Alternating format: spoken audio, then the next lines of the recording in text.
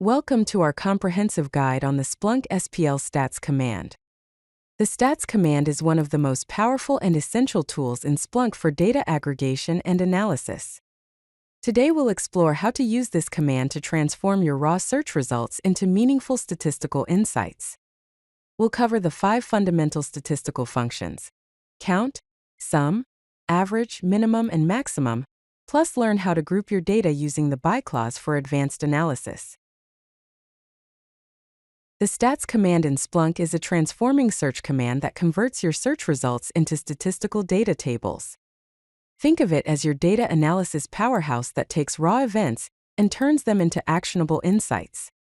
The basic syntax follows a simple pattern: pipe stats function field by field.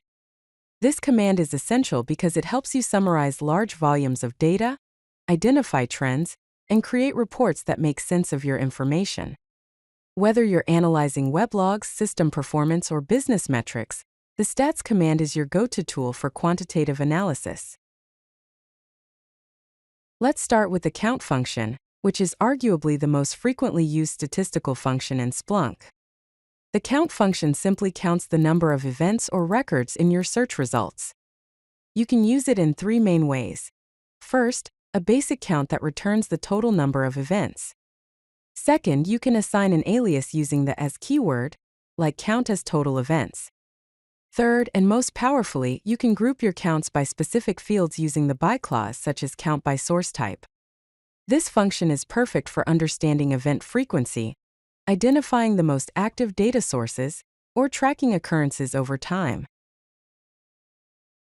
Now let's explore 2 mathematical functions: sum and average. The sum function calculates the total of all numeric values in a specified field. For example, sum of bytes gives you total data transfer, or sum of price by product shows revenue per product line. The average function, abbreviated as average, computes the mean value of numeric fields.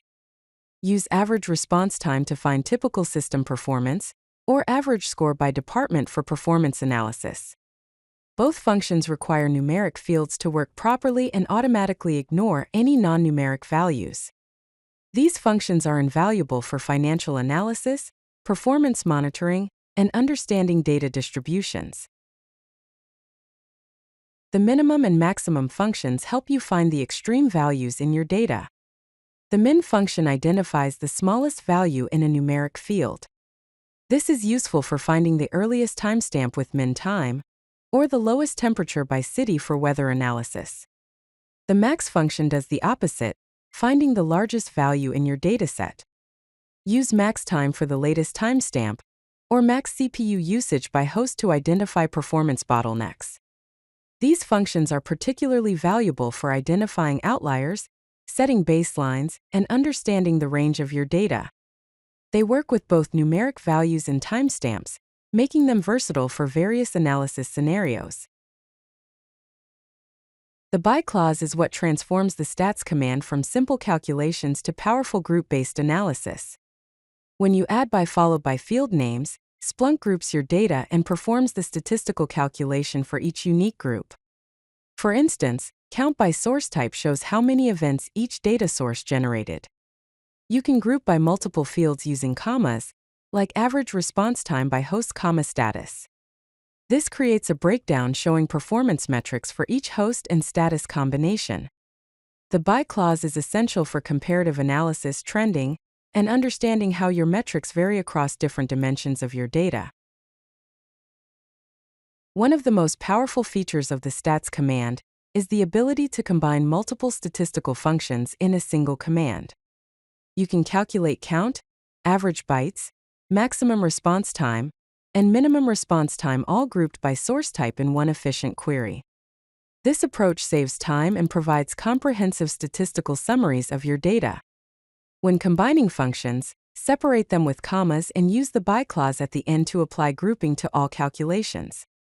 This technique is perfect for creating dashboard panels, comprehensive reports, and getting a complete statistical picture of your data in one go. Let's summarize the key concepts we've covered. Use the count function when you need to measure event frequency or occurrence rates. The sum function is your tool for calculating total values like revenue, data transfer, or accumulated metrics.